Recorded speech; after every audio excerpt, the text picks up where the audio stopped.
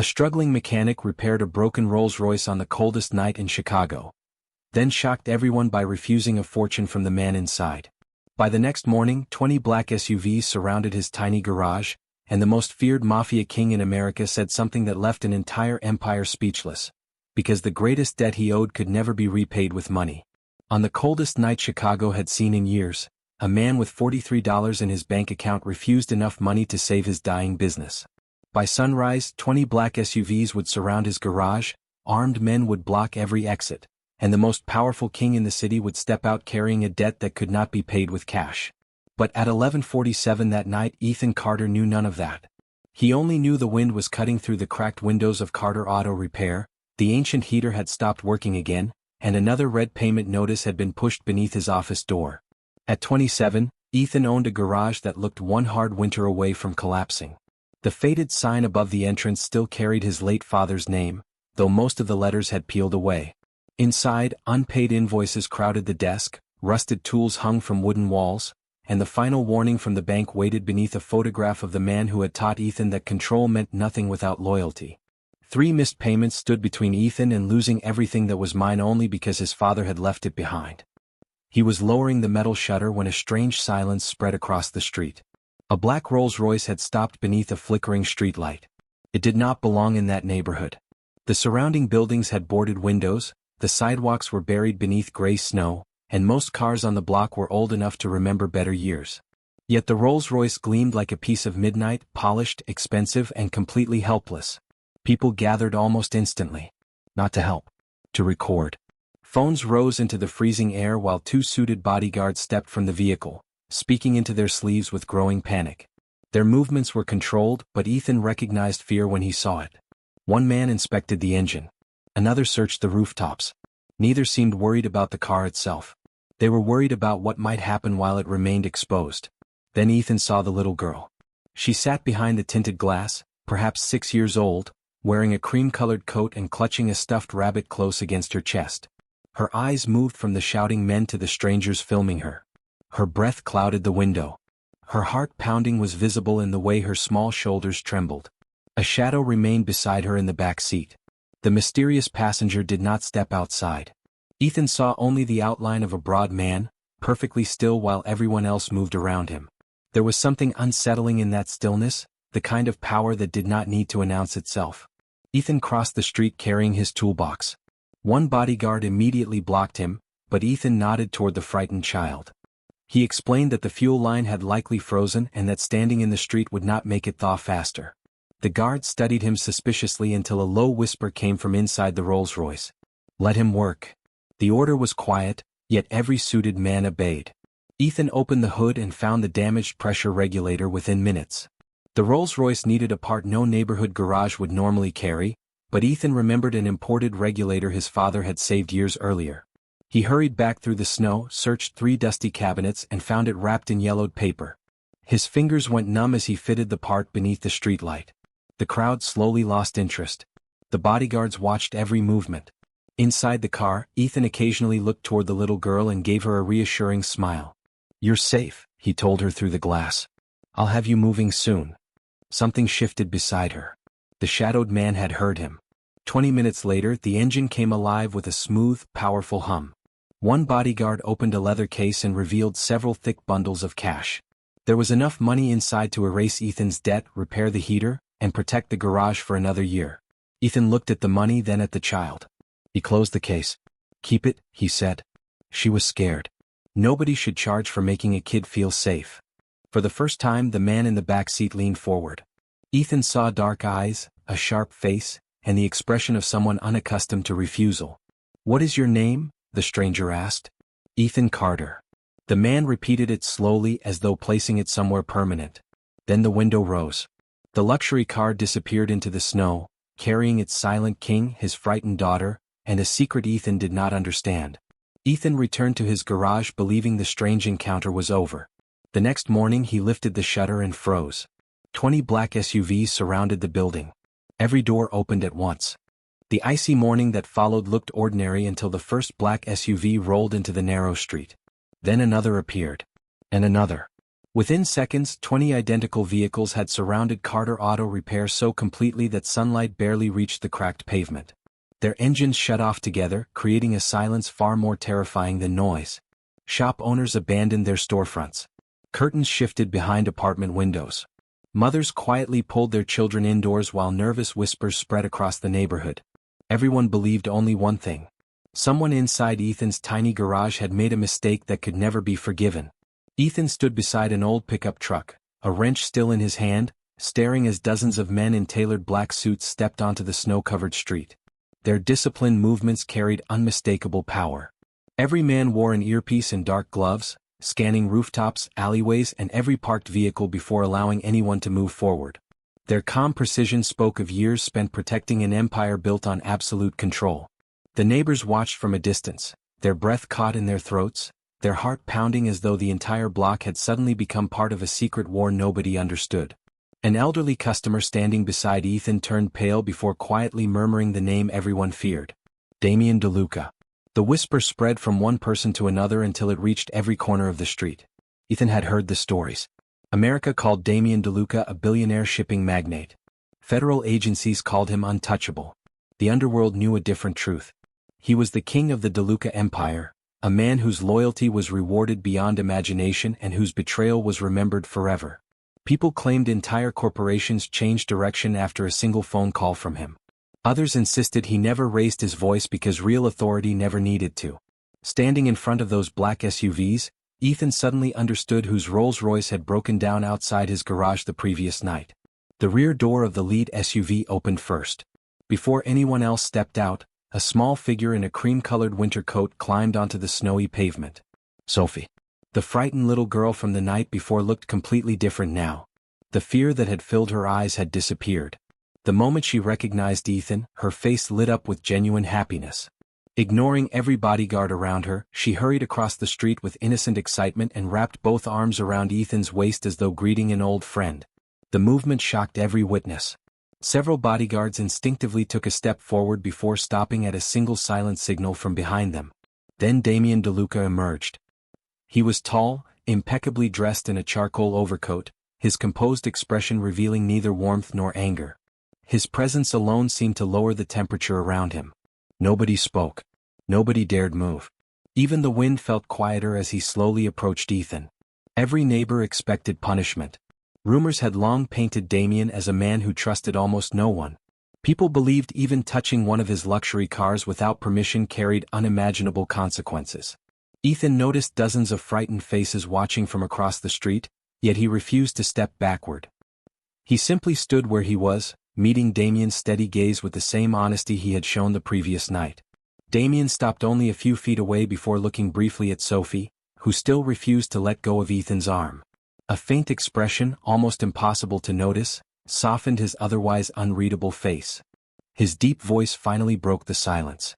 He thanked Ethan not for repairing an expensive automobile, but for protecting the only person in the world who truly belonged to him when everyone else had chosen cameras instead of compassion.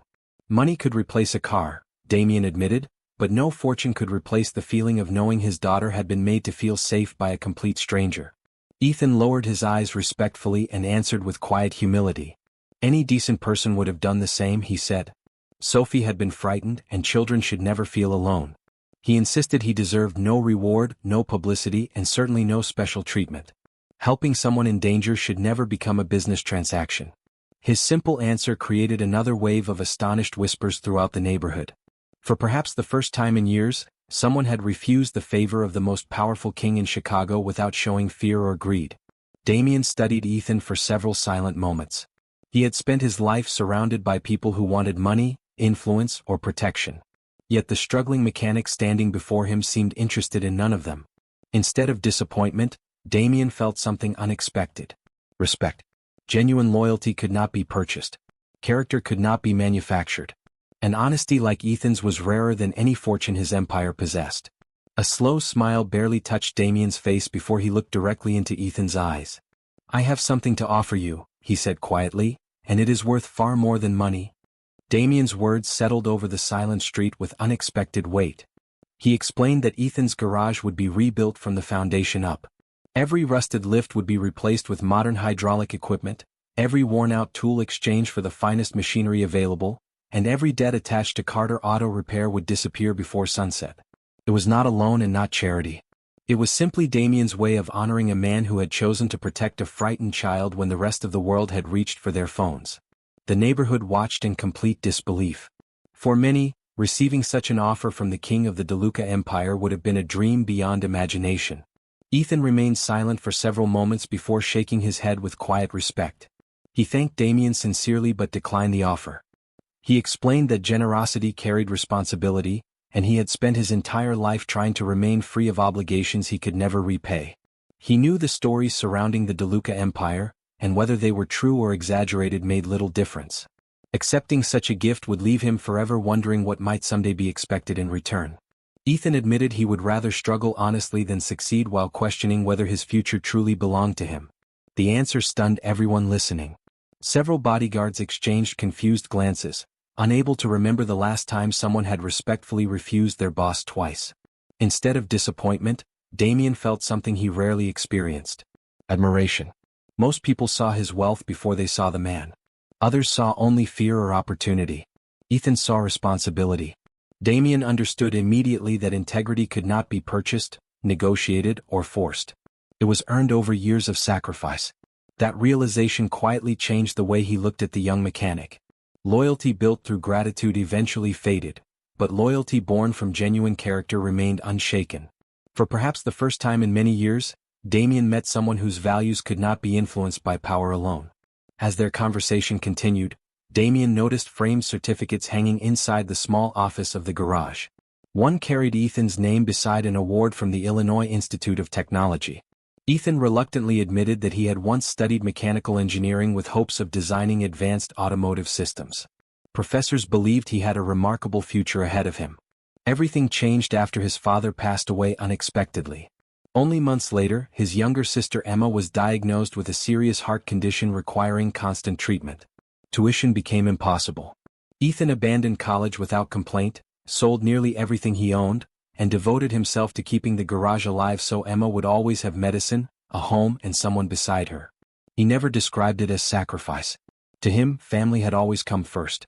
While the adults spoke, Sophie quietly wandered inside the garage. She smiled as she discovered shelves filled with old toy cars Ethan had repaired for neighborhood children over the years. He showed her a tiny red model Mustang that no longer rolled straight but still made her laugh. Nobody treated her like a mafia princess. Nobody bowed or hurried to impress her.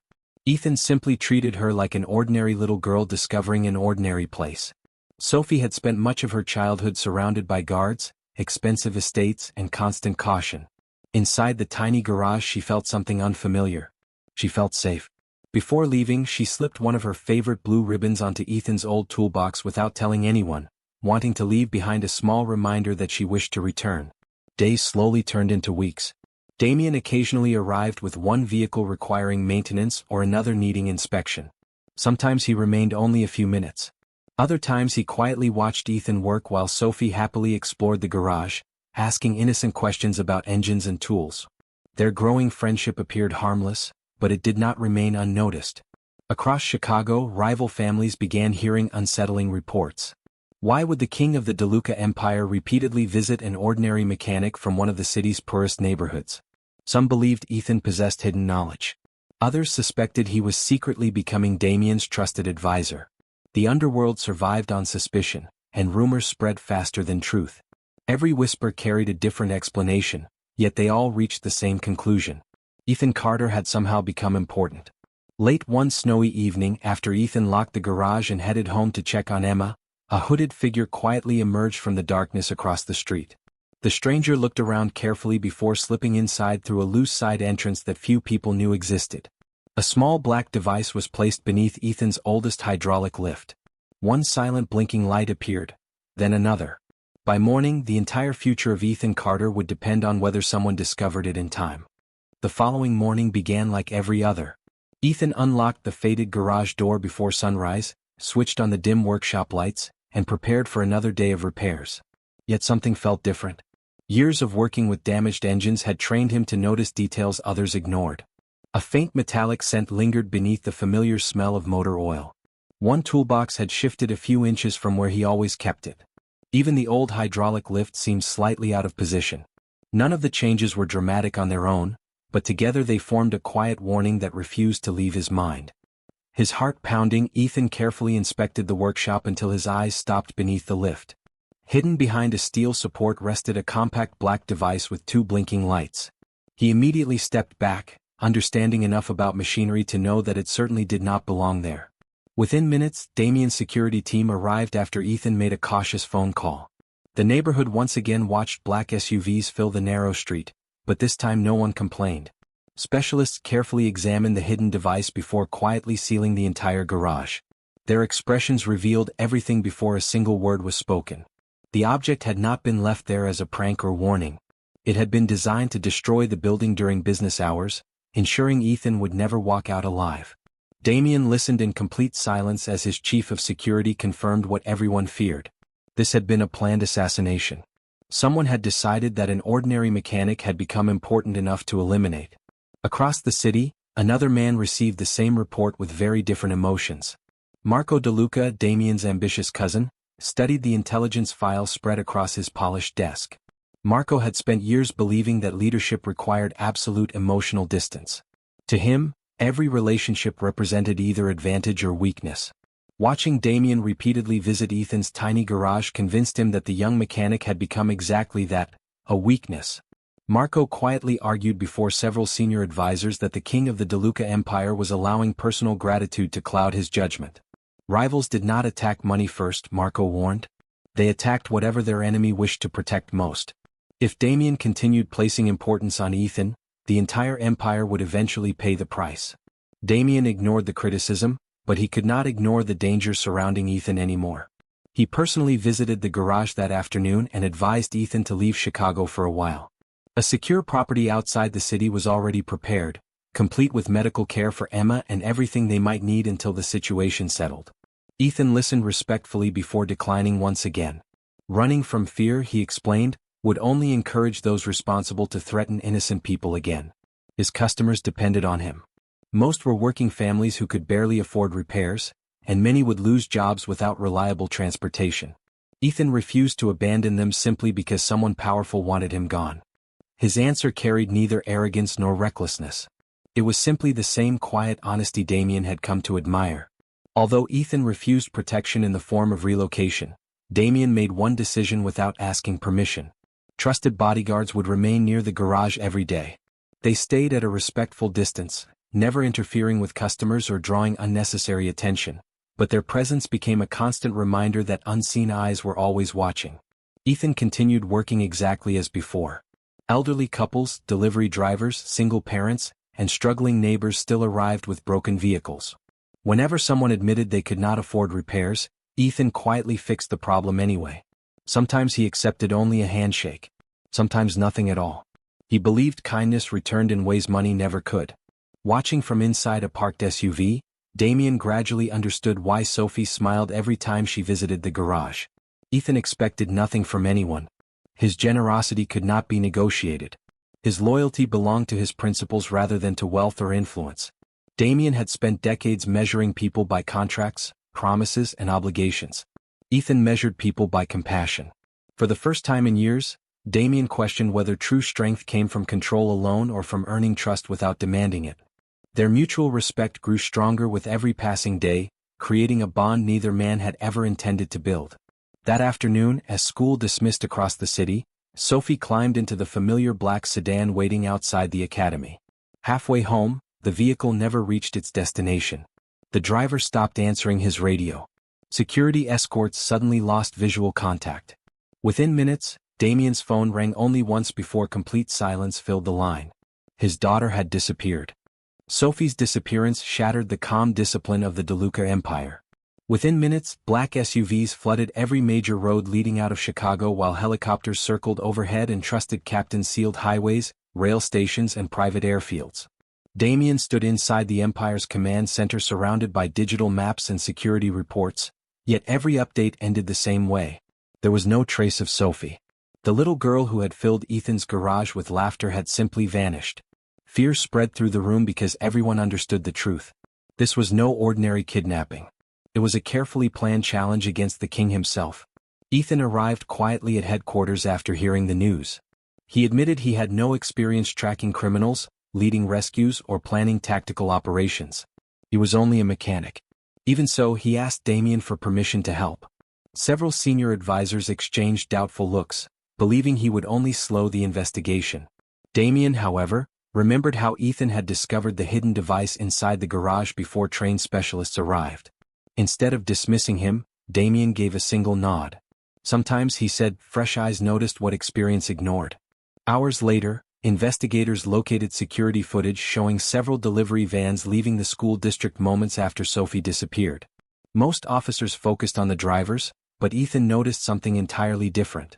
One van sat lower than the others despite carrying no visible cargo. The rear suspension had been modified using reinforced commercial springs normally installed on armored transport vehicles. Ethan explained that such changes required custom fabrication available at only a handful of workshops throughout Chicago. The realization immediately narrowed the search area. Damien watched quietly as technicians confirmed Ethan's observation. For the second time in days, the ordinary mechanic had uncovered something every professional investigator had overlooked. The breakthrough came when one abandoned vehicle was recovered inside an empty industrial district. Specialists carefully examined fingerprints, cameras, and electronic systems but found almost nothing. Ethan slowly walked around the van before kneeling beside the rear axle.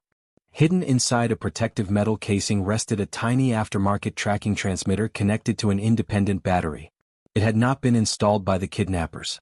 It had been attached months earlier by the mechanic who originally modified the suspension, allowing him to monitor expensive fleet vehicles after repair. The transmitter had gone unnoticed because it was disguised as part of the braking system. Ethan carefully activated it, revealing a weak signal still moving across the city's western outskirts. Damien no longer questioned Ethan's instincts. For the first time since becoming head of the DeLuca Empire, he placed operational decisions partly in the hands of someone who had never belonged to the underworld.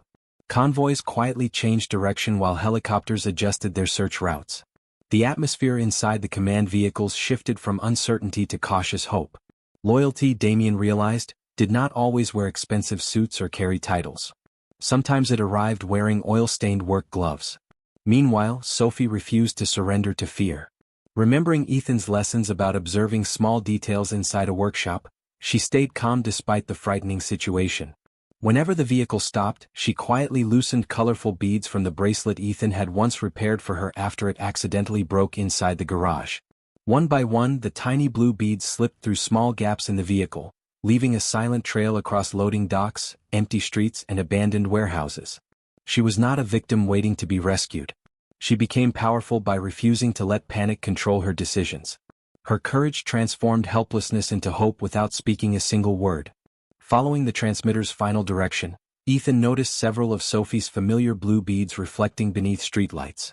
No investigator recognized their importance, but Ethan immediately smiled despite the tension. Sophie was talking to him in the only way she could. As Damien's convoy advanced carefully through the industrial district, Ethan spotted fresh tire marks leading away from the main road toward an abandoned shipping complex hidden behind rows of rusted freight containers. Every clue pointed to the same destination. Ethan quietly climbed onto a nearby observation platform overlooking the property. Through broken warehouse windows he recognized the same custom delivery vans, reinforced suspension systems, and concealed maintenance equipment he had identified earlier. Before Damien's tactical teams reached the location, Ethan understood exactly what he had found. Marco DeLuca's secret warehouse stood directly beneath him.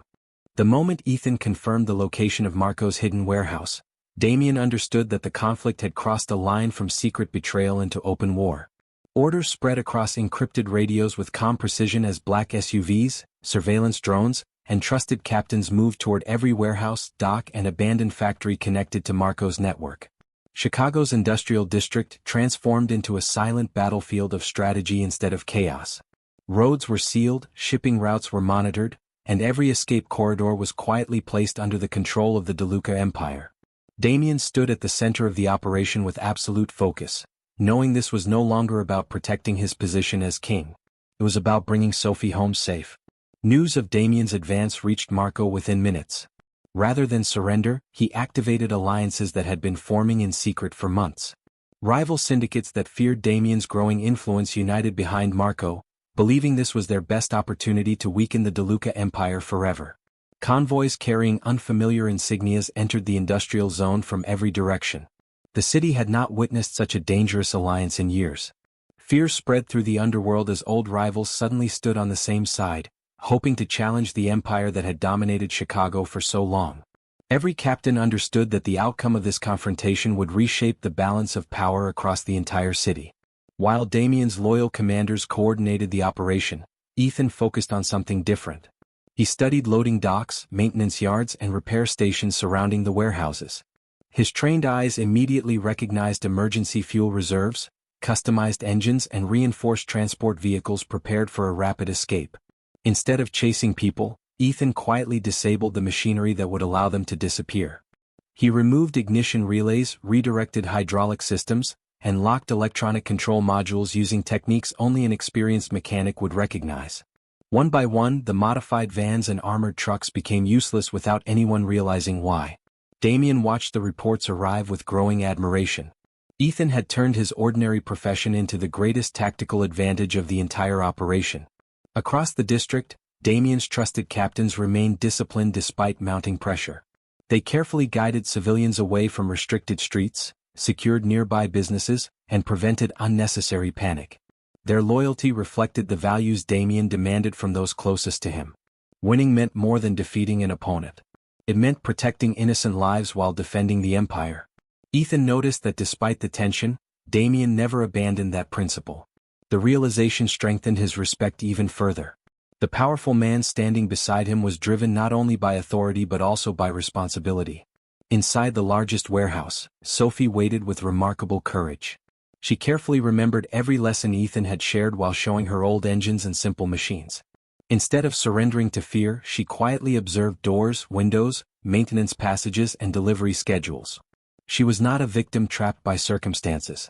She became powerful by staying calm, thinking clearly, and believing someone would understand the clues she had left behind. When she heard familiar vehicle engines outside, hope replaced panic. She knew Ethan would never stop searching. Following Sophie's trail and the disabled escape vehicles, Ethan discovered a narrow maintenance tunnel leading beneath the warehouse floor. While Damien's team secured the outer perimeter, Ethan carefully entered through the forgotten service corridor. At its end he spotted Sophie standing only a short distance away inside a storage room. Relief washed over him as their eyes met. Sophie smiled, recognizing the same reassuring mechanic who had promised she would always be safe. Ethan quietly signaled for her to stay exactly where she was while he searched for the safest path toward her. Before either of them could move, slow footsteps echoed through the warehouse. Marco DeLuca emerged from the shadows with a calm smile that never reached his eyes. He had anticipated that Ethan's determination would lead him there before anyone else. The room fell into complete silence. Marco's attention never left the mechanic as he slowly raised a pistol and aimed it directly at Ethan. Only a few feet away, Sophie stood frozen, her breath unsteady and her heart pounding, realizing that the man who had always chosen compassion over fear was now facing the greatest test of his life. For one endless moment, the abandoned warehouse fell completely silent. Marco DeLuca stood only a few steps away, his attention fixed on Ethan while Sophie remained frozen between them. Every second felt heavier than the last. Ethan's heart pounding echoed in his ears, yet his eyes never left the frightened little girl. He remembered the promise he had made on that freezing winter night outside his garage. As long as he was standing, Sophie would never face fear alone. Instead of stepping backward, Ethan slowly moved forward, placing himself between Marco and the child without saying a single word. His decision surprised everyone watching through nearby security cameras, including Damien, whose rescue team had nearly reached the building. Marco smiled with quiet disbelief. He had spent his entire life believing every person could be controlled through greed, ambition, or fear. Ethan had already refused wealth, protection, and influence. Now he was risking everything for someone who shared neither his name nor his blood. Marco finally understood why Damien respected the struggling mechanic. Some people simply could not be purchased. Yet before Marco could use that realization to strengthen his position, hidden surveillance footage from inside the warehouse began streaming directly to every captain coordinating the operation. Months earlier, Marco had secretly recorded conversations with rival syndicates, believing the files would protect him if negotiations ever collapsed. Instead, the recordings exposed every private agreement, every calculated betrayal, and every plan to weaken the DeLuca empire from within. The truth spread across command screens faster than Marco could react. Outside the warehouse, veteran captains who had once questioned Damien's judgment now watched undeniable proof unfold before their eyes. Marco had manipulated allies, deceived trusted advisors, and invited rival organizations into Chicago solely to seize the empire for himself. The silence over the radio network quickly transformed into unwavering loyalty. One after another, commanders pledged their support directly to Damien, refusing to follow a leader whose ambition had endangered innocent lives. Years of carefully built trust proved stronger than secret alliances. Damien realized his greatest strength had never been absolute control alone. It had always been the people who believed in the values behind his leadership. With Marco's deception fully exposed, the remaining resistance inside the compound collapsed almost immediately. Many who had followed him out of uncertainty quietly surrendered their positions once they learned the full truth. Damien entered the warehouse surrounded by his most trusted captains, his calm presence restoring order without unnecessary destruction. His focus never drifted from Sophie and Ethan. Seeing them both safe brought visible relief to a man rarely seen showing emotion. For the first time since the nightmare had begun, the burden pressing upon his shoulders finally lifted. As Sophie ran toward her father, she paused halfway and turned back. Without hesitation she hurried into Ethan's arms first, wrapping both hands around him with the same innocent trust she had shown on the morning outside his garage. Tears filled her eyes as she smiled through overwhelming relief. In a voice small enough to sound like a whisper yet strong enough for everyone nearby to hear, she proudly called Ethan her hero. The hardened captains surrounding them exchanged quiet glances. They had witnessed countless displays of courage throughout their lives, but none compared to the quiet determination of an ordinary mechanic who had asked for nothing in return. Later that evening, inside the restored headquarters of the DeLuca Empire, every senior captain stood as Damien publicly acknowledged Ethan before the entire organization. He described how the young mechanic had repeatedly chosen compassion over comfort, integrity over wealth, and responsibility over personal safety. Damien announced that without Ethan's courage, Sophie might never have returned home. The room erupted into respectful applause, but Ethan simply lowered his head with quiet humility. He requested no payment, no title, and no special privilege. He explained that helping people had never been a business arrangement. Protecting someone in danger was simply the right thing to do. Damien looked around the room, studying the faces of leaders who had spent decades measuring worth through money and influence. At that moment he understood a lesson no fortune could ever teach. Loyalty could never be purchased. It had to be earned through character. Ethan Carter possessed something more valuable than wealth, something even the greatest king could not command by force. The following morning, invitations bearing the DeLuca family seal were delivered across Chicago. Every family elder, respected business leader, and influential figure received the same unexpected request. Damien was calling them together for a public announcement unlike anything the empire had ever witnessed. The Great Hall of the DeLuca estate had witnessed negotiations, declarations of war, and promises powerful enough to reshape Chicago. Yet on the morning Damien gathered every family elder, captain, and business leader beneath its vaulted ceiling, the room carried a different kind of tension. Marco stood before them without allies, stripped of influence by the evidence of his betrayal. Damien did not seek revenge.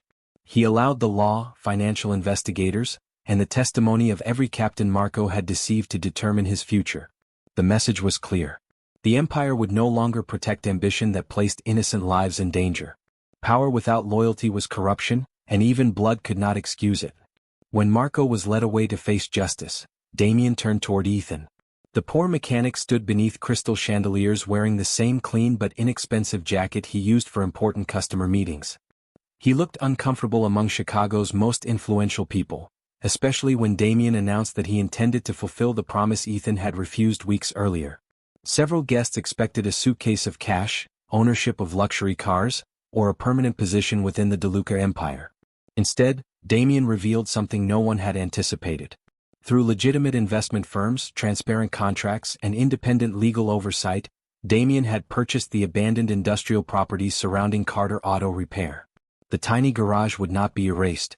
It would become the heart of a new automotive engineering center owned and controlled by Ethan Carter. Damien would receive no secret favors, no personal percentage, and no authority over daily operations. Ethan would owe him nothing beyond one promise: never stop helping the people who had nowhere else to go. The announcement left Ethan speechless. Architectural plans appeared on the screens behind Damien, showing advanced diagnostic laboratories, electric vehicle workshops, engineering classrooms, and affordable repair bays reserved for struggling families. Hundreds of unemployed mechanics would receive jobs. Young apprentices from poor neighborhoods would train without tuition. Talented students who had abandoned education because of debt would be offered the second chance Ethan had never received. The small business his father left behind would no longer merely survive. It would protect an entire community. Damien faced the leaders of his empire and spoke with calm conviction. He told them true wealth did not belong to the person with the largest bank account, the strongest army, or the greatest control. It belonged to those who made others feel safe without demanding payment, loyalty, or recognition. Ethan had possessed almost nothing when their paths crossed, yet he had offered everything that mattered. Kindness, courage, and dignity had made the poor mechanic richer than kings. Months later, the Carter Automotive Engineering Center opened its doors. The once empty block filled with apprentices carrying toolboxes, parents collecting repaired cars, and children pressing excited faces against spotless workshop windows. Ethan employed local men and women who had been rejected elsewhere. He created free evening classes and kept several repair bays permanently available for anyone unable to pay. No family lost a job because of a broken engine. No frightened parent was turned away because money was short. Sophie remained close to Ethan's life. She visited the center after school, proudly wearing safety glasses while learning the names of engine parts. Emma received the medical treatment she needed and eventually began helping manage the community program. Damien often arrived without ceremony, sometimes standing quietly beside the same repaired toy cars that had first made Sophie smile. Their two families formed a bond stronger than obligation. It was built on trust. The DeLuca Empire changed as well. Rivals still respected its power, but ordinary people began respecting its king for a different reason. Damien had chosen compassion over pride, justice over vengeance, and responsibility over fear. The decision did not weaken his empire. It gave it a purpose. Years later, on another freezing Chicago night, a stranger's old car stopped outside the original Carter garage, preserved inside the new center exactly where it had always stood. Ethan noticed a worried mother and her young son waiting beside it while passing pedestrians kept walking. He opened the garage door and invited them inside. The repair took an hour. When the woman nervously asked the cost, Ethan smiled and closed her empty wallet with one oil-stained hand. "Keep it," he said in a gentle whisper. "Your son was frightened. I only wanted him to feel safe." Across the workshop, Sophie watched proudly. The greatest reward had never been money. It was every life changed because one person chose to help when everyone else walked away. Before we end, I want to ask you for one small favor. If stories about loyalty, courage, and ordinary people changing extraordinary lives inspire you, take a second to like this video, subscribe to the channel, and share it with someone who still believes kindness can change the world. It helps this channel bring you more cinematic stories like this every single week. And now, I want to leave you with one final thought. If you had been Ethan and you knew helping that little girl could cost you your business, your future, or even your life, would you still have opened your toolbox? Be honest. I read every comment and I genuinely want to know your answer.